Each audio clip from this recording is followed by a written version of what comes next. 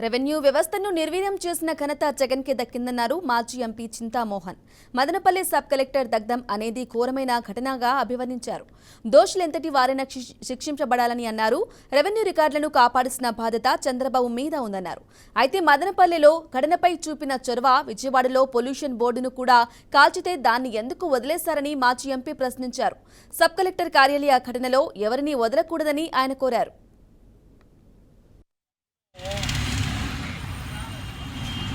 అడంగళాల నుండి జమాబందీ లెక్కలు చూసేవాళ్ళు. ఈరోజు జమాబందీ లెక్కలు కానీ అడంగళాలు కనపడటం లేదు. రెవెన్యూ వ్యవస్థ భ్రష్టు పట్టిపోయింది గత 5 సంవత్సరాల్లో జగన్మోహన్ రెడ్డి కాలంలో. ఆయన మామూలుగా కొలతలేసేది కరణాలు, ఈయన డ్రోన్లు పెట్టి విమానాలు, చిన్న విమానాలు పెట్టి దాంతో సర్వేలు చేయించాడు. మరి రాళ్ళు కూడా హద్దులకు రాళ్ళు కూడా ఈయన బొమ్మేసుకున్నాడు. ఇది పొరపాటు. మరి రాజశేఖర్ రెడ్డి కుమారుడు చేసింది చాలా పెద్ద పొరపాటు. రెవెన్యూ వ్యవస్థను భ్రష్టు పట్టించాడు.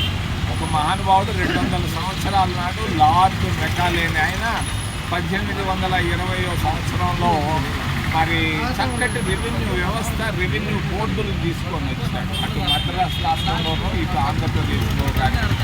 మరి ఈరోజు